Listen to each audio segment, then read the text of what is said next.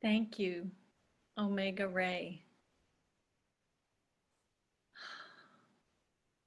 We are blessed in this community, this Oakland Center for Spiritual Living, to have individuals like Omega and Kev Choice and Reverend Jerry and Robin who come and share their gifts and their talents with us. We are blessed. Welcome, Oakland Center for Spiritual Living. I'm going to do something a little different today, so bear with me. We'll see how it works. Instead of using my paper notes, I'm going to try this computer stuff. So let's see how it goes. This month's theme, August, it's August already, is oneness, inclusivity, and unity. And this week's talk is let's get together and feel all right. Although as it came through me, it really took on a different title, and the title I'm giving it is Busting the Box. So although the talk title, Let's Get Together and Feel All Right, was given to us, and it's a takeoff on the Bob Marley song that we'll play later, I think that it's fitting that this talk is part of the roller coaster ride that we've all been on for this last 5 months, right? And now we get to experience and explore this idea of oneness that calls us together in this state of diversity that we are, and inclusion helps us to live out of this idea of oneness, living out from the source. And our reading today, Ernest told us that unity does not mean uniformity. And I would also add that oneness, our principle, doesn't mean sameness. We had an example of that this morning with Kev and Omega. Beautiful diversity in their styles and their ways of bringing forth the music. Okay, I can feel the emotions. Ride with me here. Marshall Rosenberg in his reading today told us that our survival as a species depends on our ability to recognize that our well-being and the well-being of others are in fact one and the same, that we are together in this.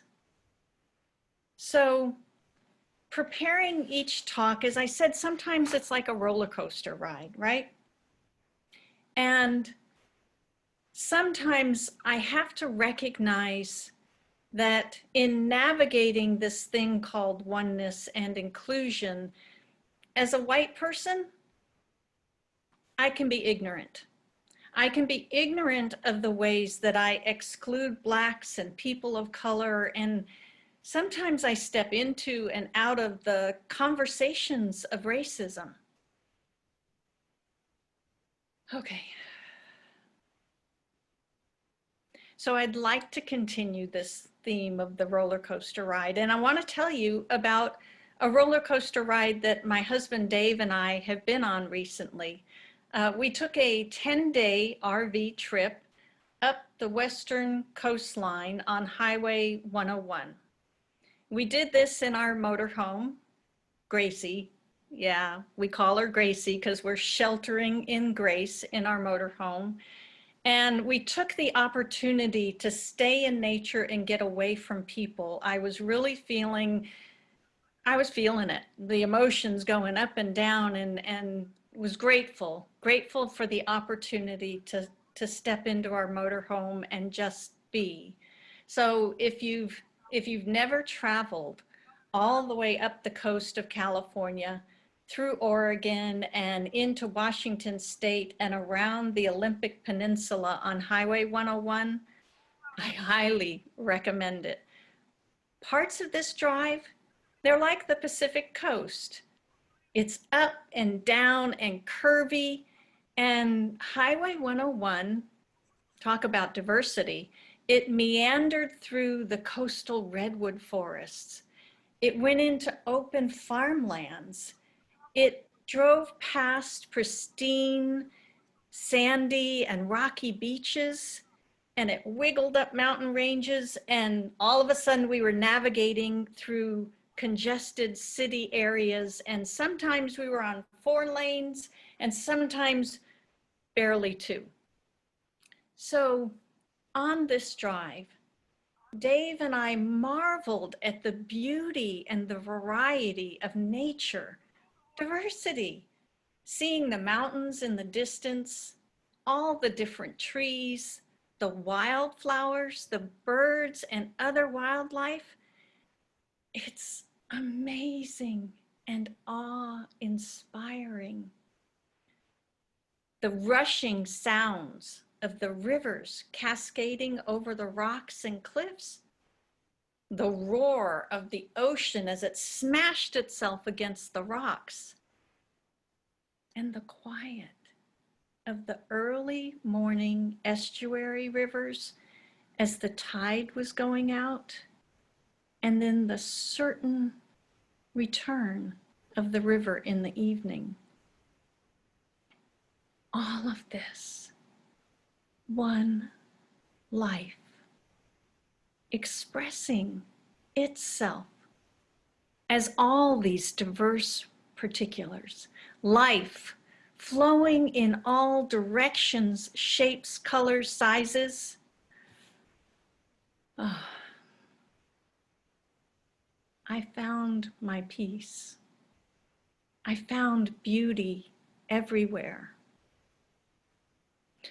Dave and I, we took time to speak from our hearts, to sit in silence together as those miles just sped beneath us. It felt really good to get out of the box of our house and just be with spirit. This is the highest high on that roller coaster ride. So I ask you, how are you feeling these days? Are you feeling boxed in? I had been. I mean, think about it. Today, it's August 2nd, and we've been sheltering in place in varying degrees of confinement for over 130 days due to COVID-19. And we're expecting more sheltering in place to come. Our local and state guidelines still require us to wear a face mask anytime we go out into public and interact with people outside our home and family groups. And we've talked about it from this pulpit before, that these masks that bring the feelings of limitation and confinement even closer, making it more personal for everyone. Now, on my walk this morning, I was musing about this, and I recognize that I wear my mask not to keep others boxed in or even myself boxed in, but to protect others from potentially catching the virus that I may carry unconsciously. So, picking up from the thread of discussion that I used in my last talk, I have to tell you, I want to tell you that I am grateful. I am grateful for the CSL book study, the one that Cheryl spoke of in our announcements. The ministers group is finishing up our book study with me and white supremacy, and it has provided windows into this systemic racism that exists even now within me and this country. And so this conversation about racism is something that I intend to stay present for. And I ask you, my fellow Oakland Center for Spiritual Living villagers, join me and keep me accountable. Let's not stuff these things back into a box and pack it away into the corner of our closets. It's out. Let's keep it from being unseen and yet still festering like a wound.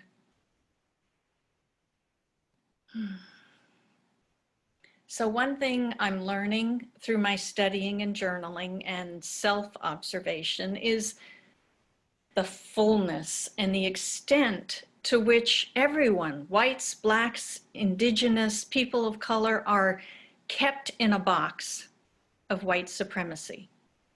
This box of white supremacy, it's profound, it's disturbing, it's mostly unquestioned by white people like me, until something like George Floyd's death happens, and then we can't help but see what's been going on, and not just for 130 days like COVID, but for over 400 years in this country. The system of white supremacy, as I'm learning, it's designed to keep its power in place, but hidden. So, I ask you again, are you feeling boxed in? Doing the book study, we were told it's okay to feel uncomfortable. Maybe it's even necessary for us to feel this way in order to want to change what's causing or perpetuating the confinement and discomfort. Let's go deeper. I tend to be a visual learner, and you've seen me on this pulpit before. I like to use props. So I've got my prop. And I invite you to step into it with me. Picture, if you will, a box like this one. It's got a top and a bottom and 4 solid sides. Now, imagine yourself in that box. Oh, how do you get in the box? Well, maybe you've experienced a time in your life when you felt that you did not fit in, kind of like a round peg in a square hole. Maybe you felt too big, too different, too loud, too quiet, too whatever. The key was you wanted to fit in. Can you feel the sides of the box closing you in? Maybe it felt like you were being asked to fit in by your family. Become a doctor like your mom or dad. Love baseball like your cousins. Okay, you get the idea. How old do you think you were when you first noticed the sides of your box?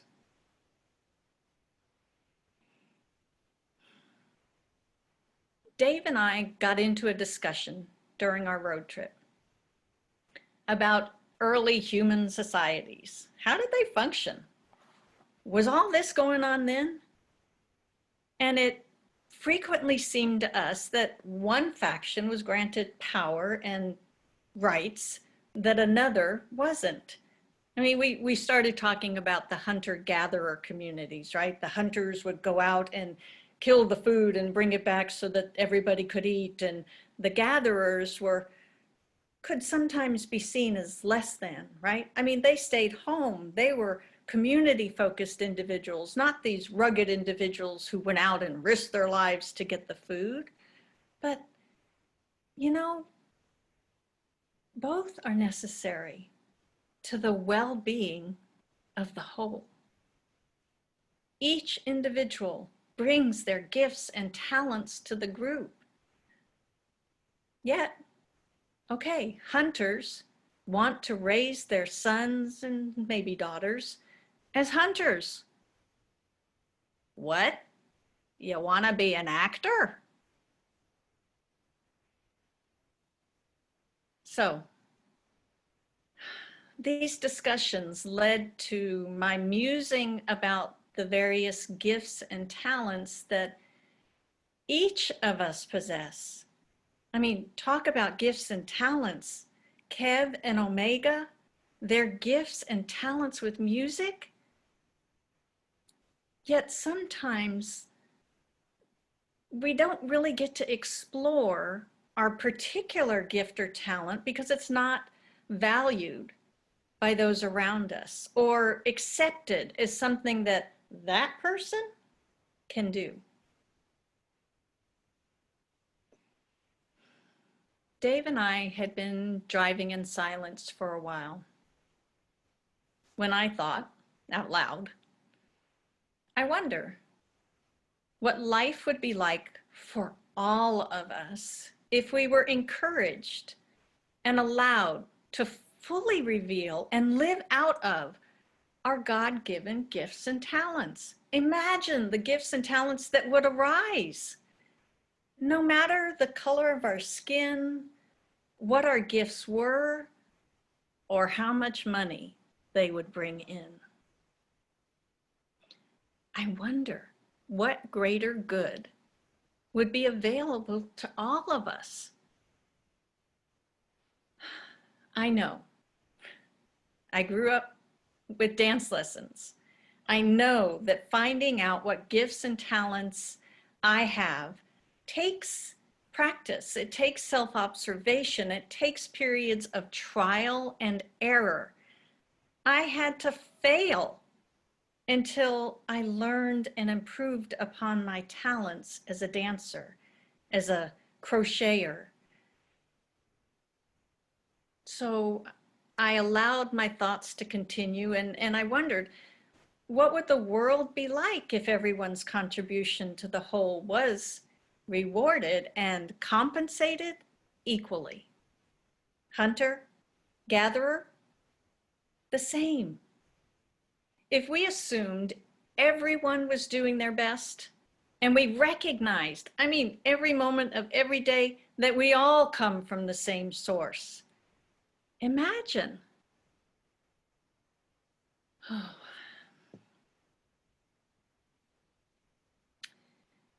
It's said that hate must be taught.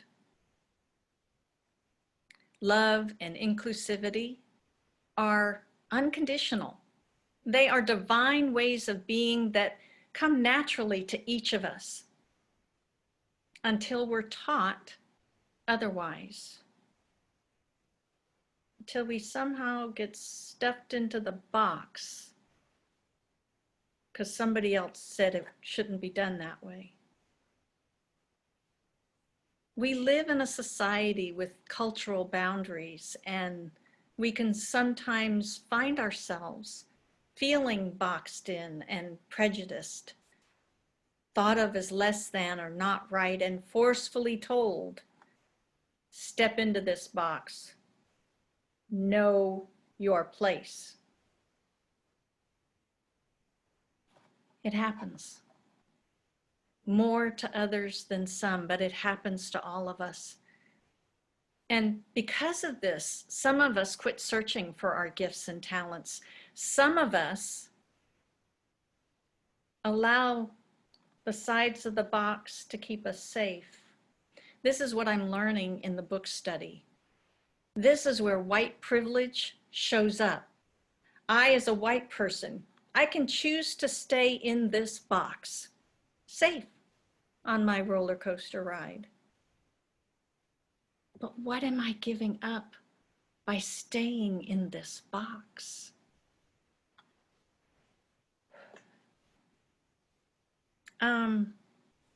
If you've caught the image of this box and you've put yourself in it, I'd like to invite you to step out of the box. And Constance, I think now is a good time for us to share that video about let's get together and feel all right.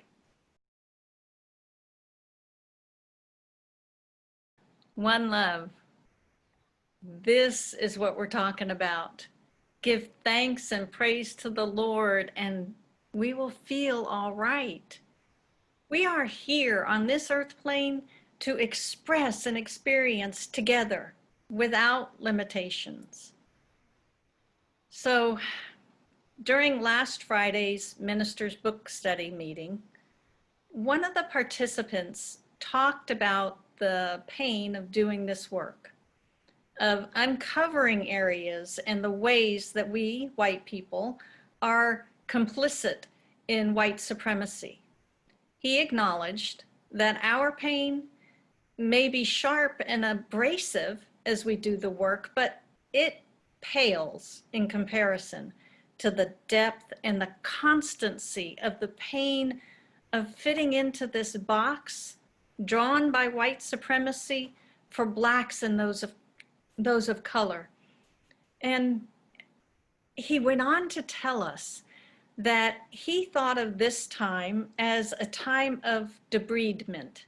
Now, that's a medical term. Debridement is the cleansing of the wounds, of the dirt and the grime of infection. And cleaning the wounds hurts, but the wound must be flushed out in order for the wound to heal. The work must be done, or the host will die from what's left inside. It's got to come out.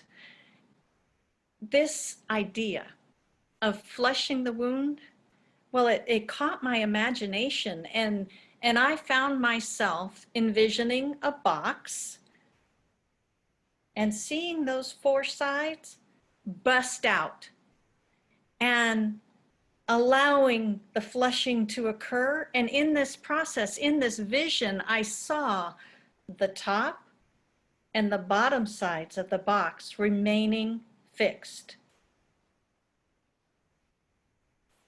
I saw an equal sign. The equal sign was no longer a box, but it's a channel for divine energy to flow freely through.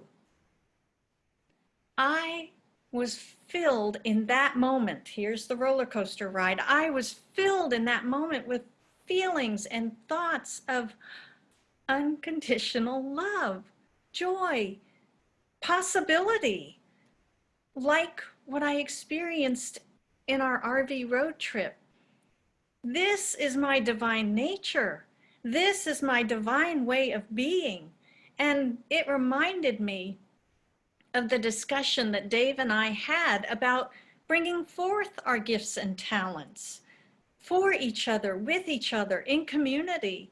If I stuff my gifts and talents into a box that restricts the fullness of these gifts and talents, then not only do I lose, but so does everyone else who might have benefited from what I, and only I, could bring to the table of life.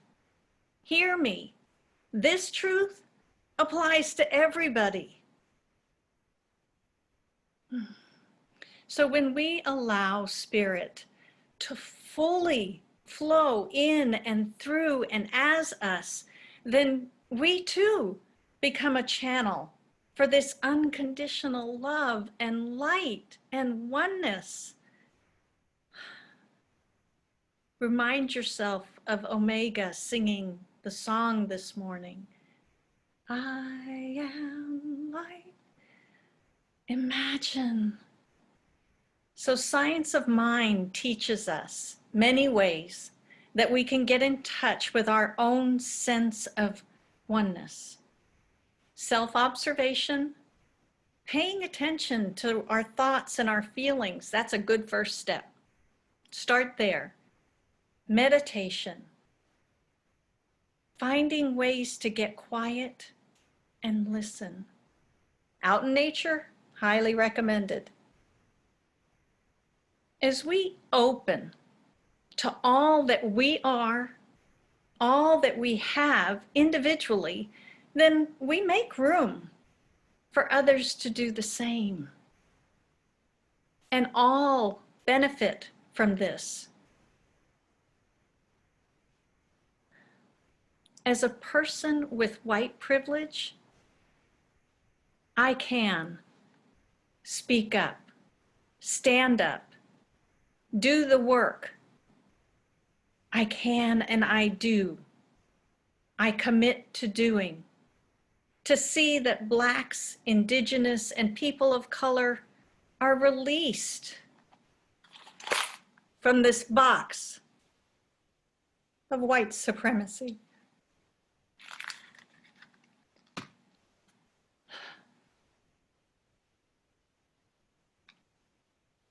One more idea. When I did corporate training, one of the specific types of training that I did, it involved individuals finding out their behavioral, their personality, and their thinking styles, right?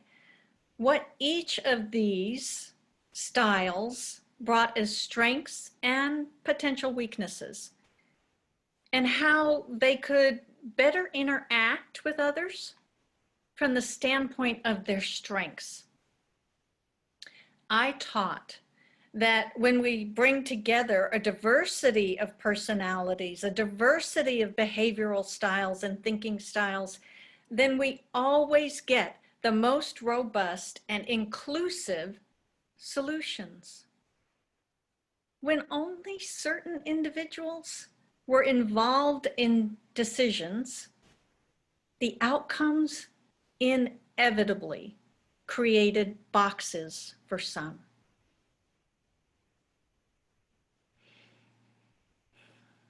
What boxes are you living in now? There's work to be done, especially around racism. Step out of the box. Allow divine energy to flow through your open channel, your equal channel. Let's get together and feel all right.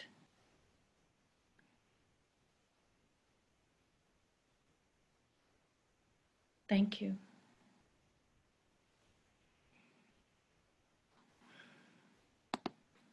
So I invite everyone to take a breath as we move into our time of prayer. If you're comfortable, close your eyes and simply allow the sound of my voice to take you deeper into this prayer. As I turn within, recognizing the one love, the one heart, the one life that fills itself in everything, that flows, that glows, that simply is. Free, unlimited, unconditional, everywhere present. No spot where God is not. I know and recognize that this life, this one life is my life, as it is the life of every individual on this planet. Every animal, every plant, every being of any nature, for it is all one power, one presence. And so I speak my word today, claiming and knowing that each of us steps out of any and all boxes, allowing those boxes to simply bust open, allowing our gifts and talents to flow, to be, to grow, to expand into the allness that each of us is right here and right now. I know the release of any and all boxes that keep us confined, that keep us limited. I know that they have no power, for there is only one power, one presence, and that one is God. I claim this, I know this now for myself and for all. And I continue this prayer, speaking the prayers of our community. I speak a word today for our nonprofit partner, Community Education Partnership, whose mission it is to increase learning opportunities and enhance academics of homeless and highly mobile Bay Area youth. I speak a word of love and deep gratitude for our planet, Mother Earth, gratitude for her beauty, her peace, her resilience, and our increasingly mindful stewardship of her. I speak a blessing of all, for all of those who are in service to creating a world that works for everyone. I speak a word of blessing for our youth and the youth of the world, knowing that they are guided by the loving mind and heart of Spirit. I speak a word of love and comfort and healing for all those impacted by any challenges, confined in any boxes of whatever form. Brenda Roaker, John Lewis, Layla W., Michael Hale, Kenneth Evans, Andres Alvarez, Mike and Mary, Ethan Brown, grandson of Christopher and Susan and family, Ethan, Emmett, Lainey, Ellie, and moms Lisa and Sally. And I speak a word of love and comfort and healing for all those impacted by COVID-19. And if you know and can feel that there is someone on your heart who is needing prayer, I invite you in this moment to include their names in this prayer, to speak your name and to speak their name into your own space, knowing that they are held, they are accompanied by us, with us, for we are one.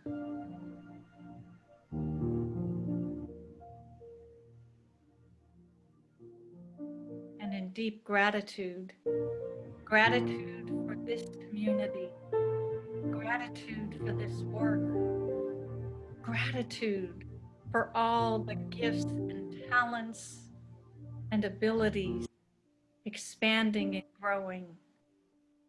I simply release this word to the law that yes, divine by design, diverse by design, all is well. And if you're in agreement with this in your heart, please join me in saying, and so it is.